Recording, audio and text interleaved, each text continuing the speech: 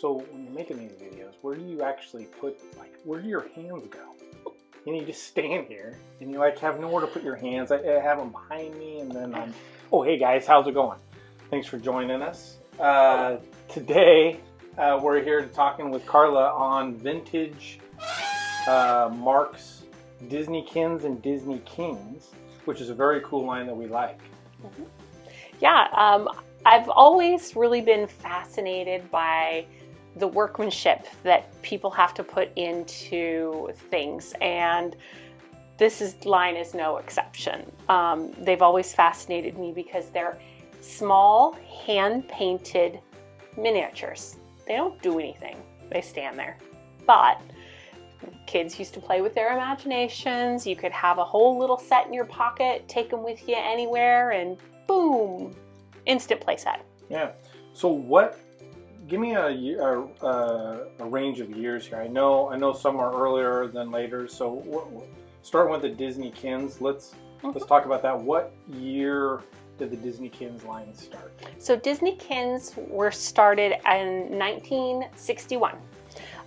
They went until 1973. There was 2 different series that were released. Series 1 and 2 both got released in 1961 and made through 62. Series 2 never made after that. Series 1 kept getting re-released in different forms of packaging. That is one of the things that makes the Disneykins line a really interesting line for a collector, because there are a lot of different ways to get the figures, a lot of different packaging formations. Speaking of packaging, probably one of the coolest packaging that Marx did for the Disney line.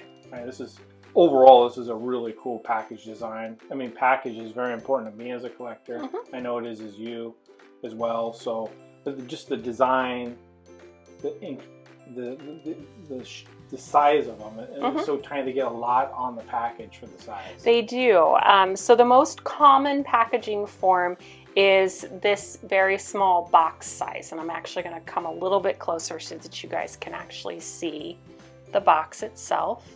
So this is Brer Rabbit, but this is actually referred to commonly as a candy box. So looks like a little box that you would have gotten candies or something like that in. The Series 1 candy boxes were either yellow or blue. Series 2 were pink and green. As you can see by the boxes here, I don't have any Series 2. They're really, really hard to come by, and when you do find them, they're really, really, really expensive. So don't have any of those yet. But inside of each little candy box, you had your little Disneykin, and all of your Disneykins came wrapped up in this little flyer that showcased what was in that series. It's almost like the collection card you used to get with Topps, where you could check Yeah, off yeah. all the cards. Absolutely, it was. Okay. And then you got your little teeny guys right here. And he's actually in really, really nice shape, and he's still got his Marx sticker on his back. Being that they were hand painted, there are variations in all of the paint, and that is kind of what, at the end of the line, the kind of demise of the line in the 1970s.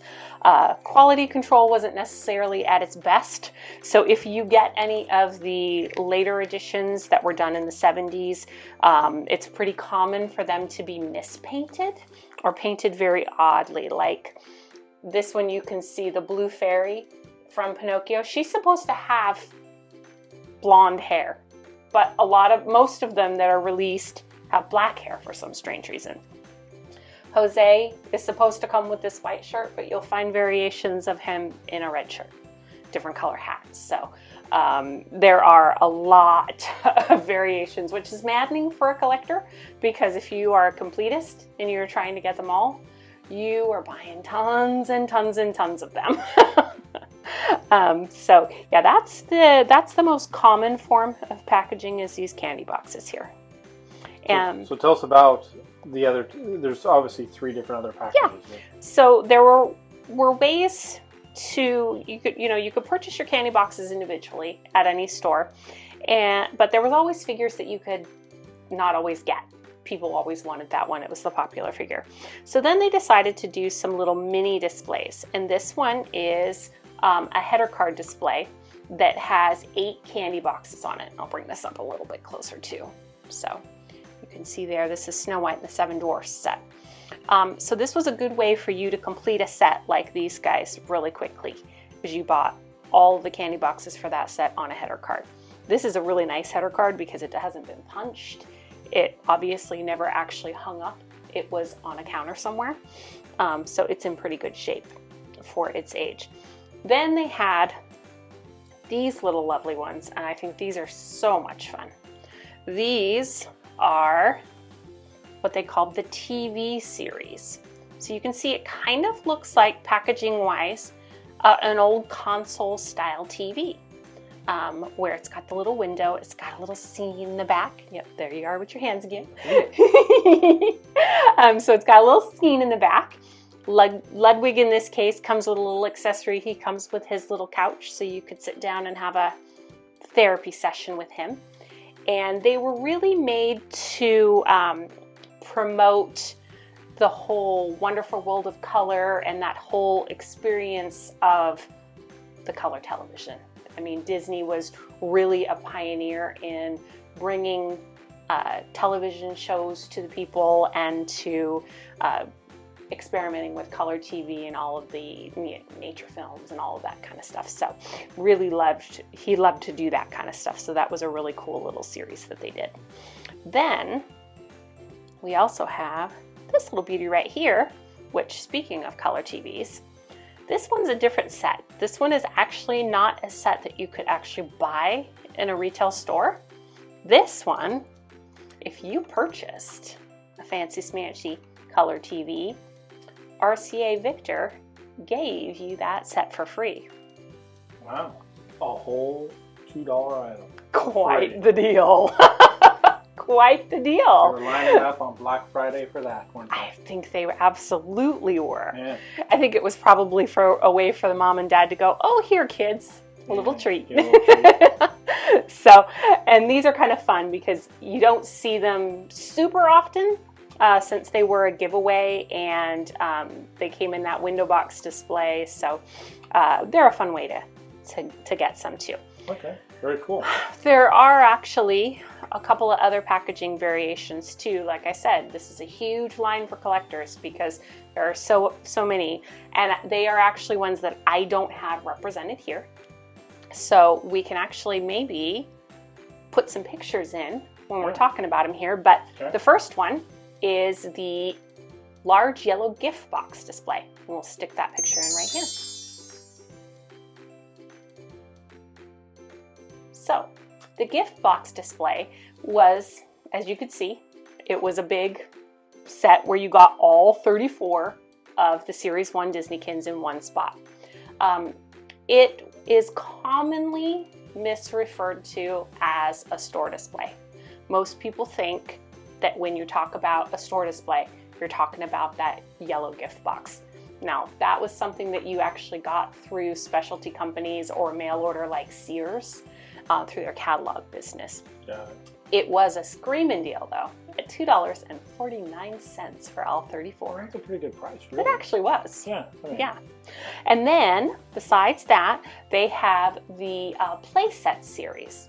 And this is where Disney really showed their marketing genius. So each playset was, a little box about that big.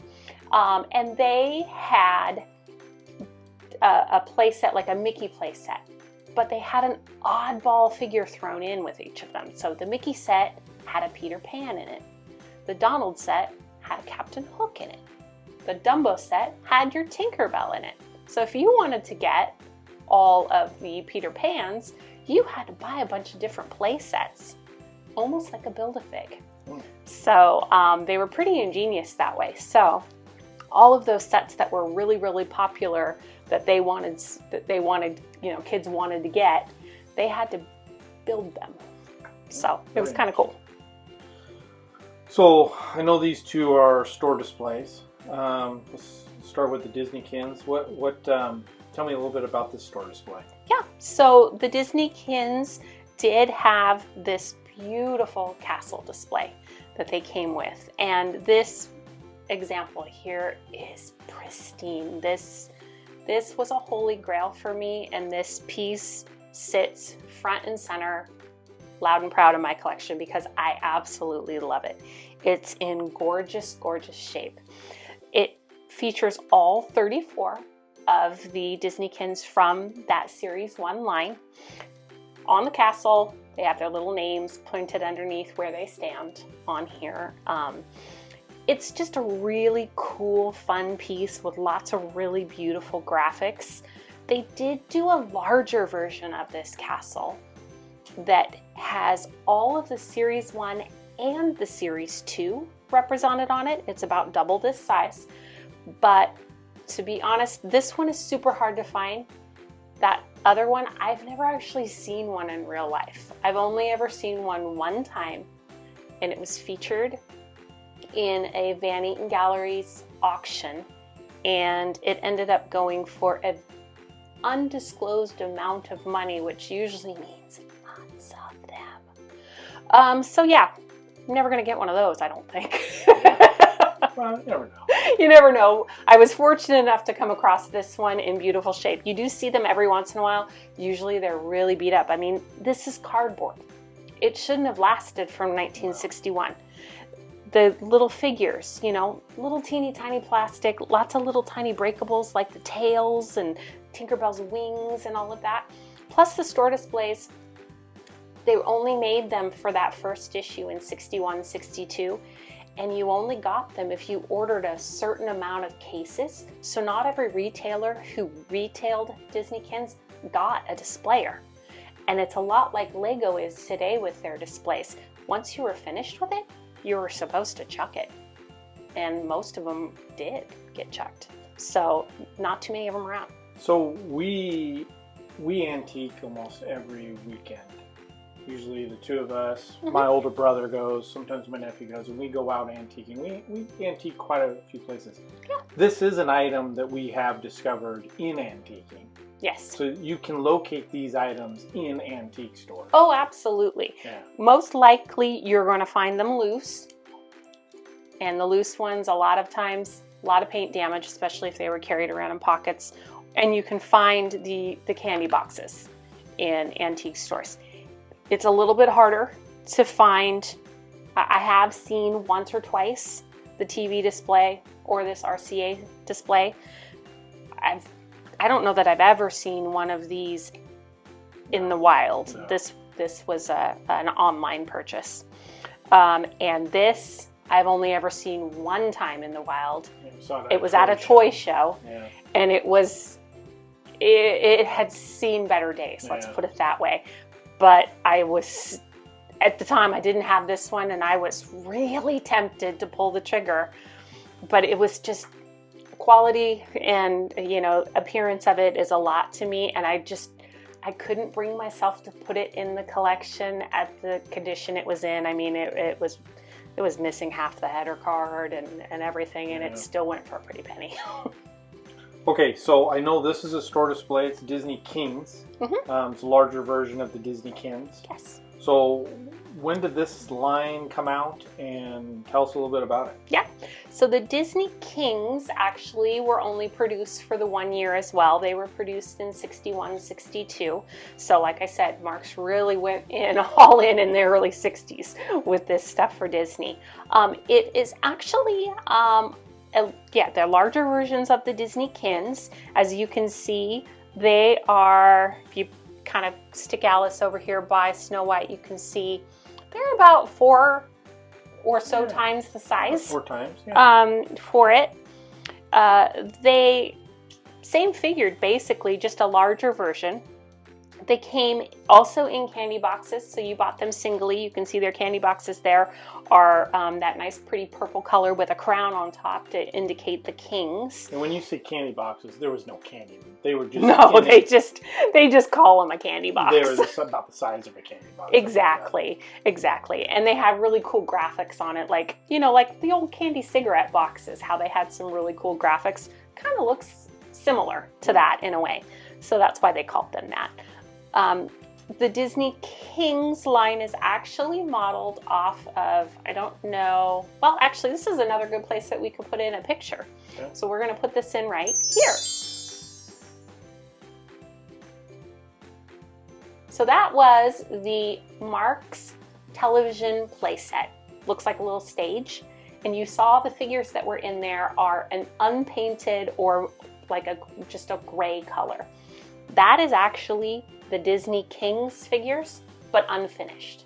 They did not paint them up nicely for that playset, which I have no idea why you wouldn't paint them nicely, but they didn't. So for Disneykings, they went ahead and gave them nice spiffy paint jobs and put them in these nice cute boxes. This store display is beautiful. That is, displays, like artwork on displays, really, really is something that I pay attention to. I really love bright colors. I am a real big stickler for condition. That's why I couldn't have added this one when I saw it the first time, because the condition just wasn't good. This is pristine and gorgeous. Colors are just so bright, they pop. The display has a 3D effect. You can't really maybe see that on camera too well. You may see it in the close-up shot. Maybe, yeah. So this piece with the castle on it is actually back set, so it's got some depth to it. It is just a gorgeous, gorgeous displayer. I don't think it's ever actually been set up. I don't think so. In fact, this you got in the shipping box to the store as well, right? I did, actually, yes. This one came with its original shipping box to the retailer. So it was one of those things that you don't see Disneykings too often. You see Disneykins every once in a while. You don't see Disneykings very often at all. Even the candy boxes, you don't find them too often. And you really do not see displayers. No. They just don't come up. They did do a castle version of the displayer as well. Since there were only 20 Disneykings in the line, they were able to do a castle. Looks a lot like this, but the background, instead of being blue, is kind of, it looks like a sunset almost, so it's more of an orange color. They did 20 in the Disneykings line. They did over 160 in the Disneykins line. Wow. So that one went on for quite some time. They had lots of special packs like Lady and the Tramp, Jungle Book. They did a Sword in the Stone playset. Robin Hood playset was actually one of their last playsets that they did in the early 70s. You look at this. These are 15 cents each. Yeah. 8 for $1. This is 29 cents, 4 for $1. I mean, the value is pretty good right here. Absolutely. I mean, they're 4 times the size, but they're only double the price. Yeah. So that's pretty good. They are. So these were just, the fun little things that kids could take some pocket money and go up to the store. And they were a lot like Matchbox or Hot Wheels when we were young, and they were in those cool displayers back behind the counter, and you got to look and you said, I want number 54, and she went back there and she got the little box and she handed it to you. So the same thing. I want Snow White, so she would grab Snow White for you maybe? Yep. Okay. Yep, exactly. Very Same cool. kind of deal. Yeah, that'd be exciting as a kid, wouldn't it? It would be. It would be so much fun to go and grab them and be like, okay, and I can take these little guys with me, and you know, you're in that. They'll be lost and before you get home. Oh, totally. You'd be in the car and you'd be playing, and then be like, oh, I just lost a Snow White. Darn it! Now we got to go back and get another Snow White. So very good. Yeah. Okay. Well, thank you for sharing these with everybody. Absolutely. These Now, are do very you, cool. because since you've been around with me, kind of collecting all of this kind of stuff for a while, do you have a favorite? There's no Prince Philip. There's no Prince Philip.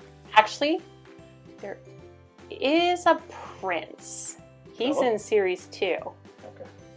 Sleeping Beauty was released in Series 2. Those are the ones that are so hard to find. Like, if you can find a Maleficent in a candy box, ooh, yeah, you're doing good.